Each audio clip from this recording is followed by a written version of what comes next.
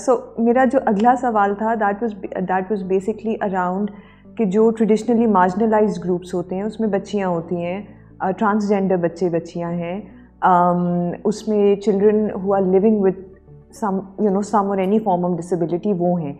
So जहाँ पे आपने बात की conditional cash transfers की, voucher schemes की, I think वो लड़कियों के लिए तो बहुत हद तक relevant है, and in a way even before the emergency we've seen कि it was reaping these conditional cash transfers जो specifically बच्चियों को स्कूलों में लाने के लिए दी जा रही थी, they were showing encouraging results, right? लेकिन जहाँ तक transgender students का सवाल है या those children who are living with disabilities, and right now we don't even have data of खुदा ना खास्ता how many children must have probably incurred disabilities because of the floods, right? उनके लिए क्या करें? So, this is a question that came to our mind. We did a quick phone survey of a couple of thousand families in Sindh and Balochistan. And usme se, they about, I think, 20% of the respondents said that the children would not come back to school. And that primarily, included children with disabilities, girls in particular. Or, unfortunately, given the culture that we're in, it's a rare thing to even talk about transgenders, which really needs to become mainstream and really needs to become the norm. For girls in particular, like you said, there are some simple solutions that address supply side constraints, such as arranging transportation that is reliable, providing cash transfers, etc., making sure that schools have functional toilets in particular, female teachers, boundary walls, etc. These are tried and tested approaches. But something that we saw in Punjab is that जो Punjab Education Foundation से schools हैं, they tend to have more girls come in, because I think of the fact that quality is associated with the private sector, whether that is a reality or not. So, until you improve quality of schools, you may be able to bring children to school, but will they stay in school, right? Because if parents don't see the relevance, for girls in particular, right? अगर वो ना देखें कि education is meaningful, education is relevant, and the girls are leaving school with a set of skills that they can use to improve their lives, So we keep on saying that equity is also a quality issue, and quality is also an equity issue. We can't have those conversations independently of each other.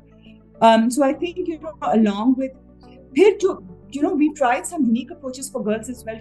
For instance, I think it's really important that especially when girls drop out because of demand side constraints, there should be a second opportunity for them to return to school. हमने KP में UNICEF is running something called the Accelerated Learning Pathways project with children, who either never enrolled in middle primary school or, left primary, didn't attend middle on time.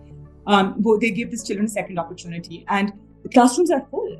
I've visited quite a few of the schools. So parents, they see quality associated with UNICEF ka brand hai ya kya hai, ya maybe, because of UNICEF, the teaching and learning resources are, compelling, and, they're associated with quality. Girls are coming, and girls are traveling long distances to come every day. They come in a group. So you have to kind of create that relevance. And, while हमने काफी, through the government and alternate development partners as well, we have made attendance a requirement for, very, very obvious reasons कि, अगर आपको stipend मिलना है, promotion is a condition, attendance is a condition. But maybe, in certain situations, we may have to think creatively that if a child is not coming to school regularly and unki attendance ki wajah se, they're becoming conscious, they may drop out altogether, right?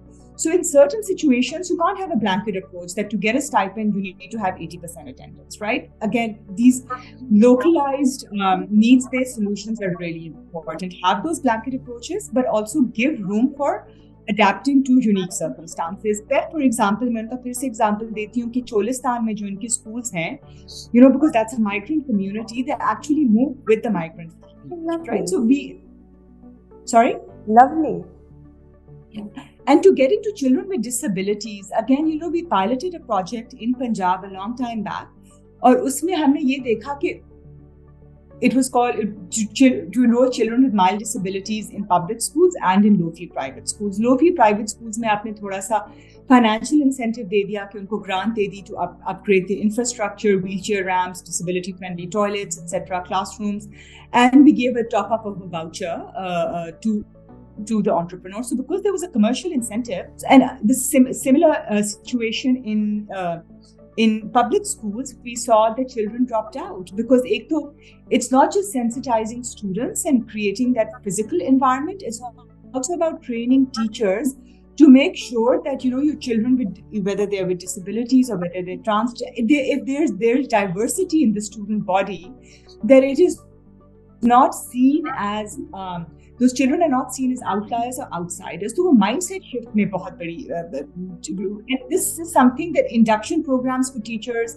in continuous professional development, in our textbooks as well, we need to make sure our textbooks are also inclusive. And when we talk about minorities, we talk about children from minority religions, etc. as well. And then just I know this is a long answer, but just one really quick thing is कि जब हम data collection की बात करते हैं, you have to start collecting data on the unique disabilities. A girl with a disability will have a very different set of than a boy with a disability, right?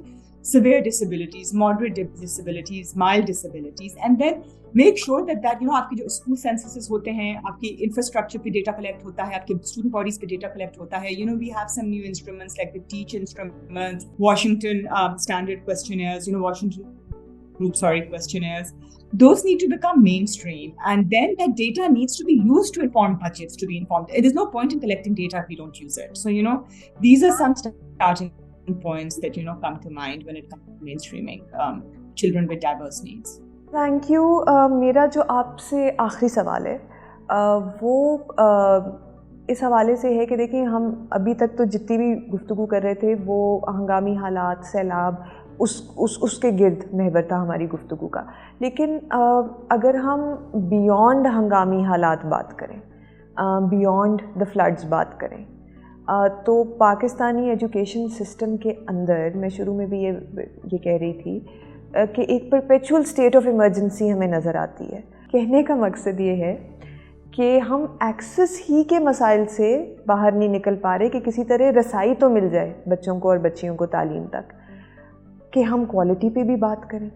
Quality पे बात करने की नौबत ही नहीं आती है, और क्योंकि क्वालिटी पे बात करने की नौबत नहीं आ रही, तो जो बच्चियों और बच्चे इस वक्त स्कूलों में हैं भी, तो क्या वो उस तरह की तालीम हासिल कर रहे हैं कि आज से 10-12 साल के बाद जब वो ग्रेजुएट करते हैं और वो जॉब मार्केट में निकलते हैं इन अ ग्लोबल इकॉनमी जो बहुत इंटरलिंक्ड है, तो वो अपने ग्लोबल पीयर्स, दुनिया के बाकी अपने हम उम्र जो होंगे, प्रोफेशनल्स होंगे, क्या वो उनका मुकाबला कर पाएंगे? Are we actually have we been able to provide them with a level playing field, and if not, what needs to be done? This is I think something that keeps us all up at night, and something that I constantly say is what is the fault of these parents who invest in their children's education, who actually, whatever the opportunity cost of sending their children to school is, they give that up. Their children go to school for 16 years, or जितना भी वो करते हैं, लेकिन वो graduate करके what do they know? They will get a job, the same job as a semi-educated person would be, whether you've not been to school, whether you graduated from the 5th grade or you graduated from the 10th grade.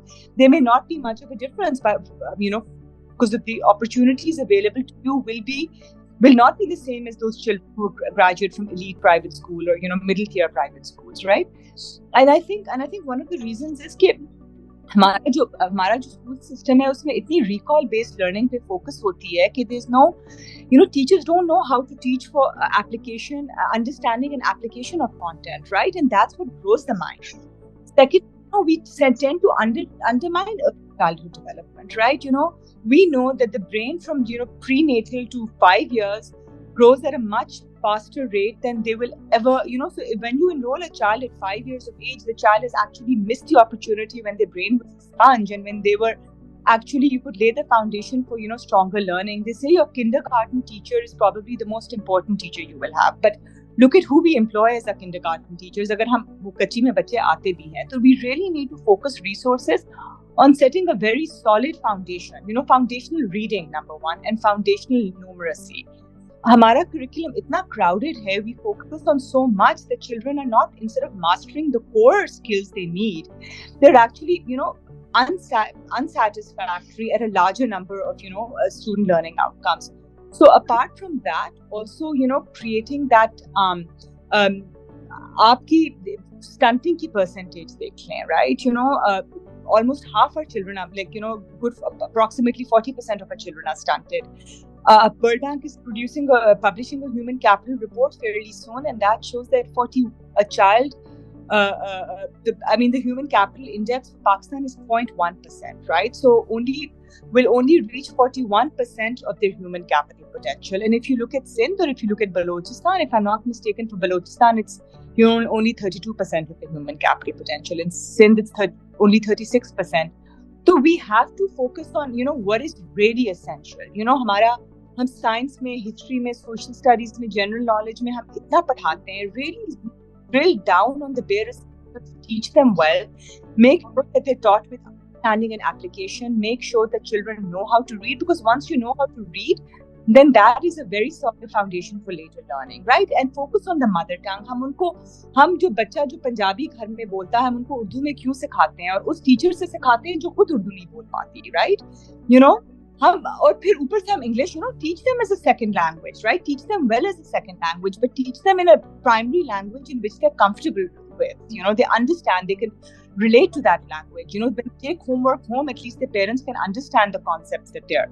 Secondly, we have to make sure that our curriculum needs to focus on inculcating resilience. We've been hit by so many natural disasters, right? Economic disasters, flexibility, tolerance, appreciation for diversity. Where does that come into our curriculum? And then, adaptability. This is a world where, coding and robotics and, artificial intelligence, our children we can't even imagine what universities will look like in the next 10 to 15 years, right? But we may not be able to, provide the kind of education that our children need for that era, but we should be able to help them, equip them with a set of skills that enable them to adapt to challenges, to, emerging situations. And our teachers need to be able to do that, group work, critical thinking skills, lateral thinking, team building, accepting change. This is what needs to come in. And this we see in countries around the world, हम वही चीजें पढ़ा रहे हैं अब जो हम 1980s में 1960s में पढ़ाते थे, but countries have really progressed, and that's what our public education system also needs to look at. Thank you so much, Izzah. On that note, that's a very important note, and I will be repeating it towards the end when I'll sort of close the program. But thank you so much, Izzah. We're very grateful that you were able to make time for this. A really great question. Thank you very much. Thank you everyone.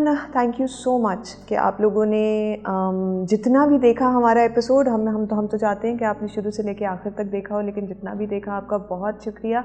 And I really hope कि जो आज हमारी इज़्ज़ा के साथ गुफ्तगू रही है उससे बहुत हद तक आप लोगों को अंदाज़ा हुआ होगा कि इस वक्त जिस बैरूनी सपोर्ट का, जिस इंटरनेशनल सपोर्ट की हम प्रोग्राम के शुरू में बात कर रहे थे, वो किस हद तक उसके साथ उम्मीद लगाना रियलिस्टिक है.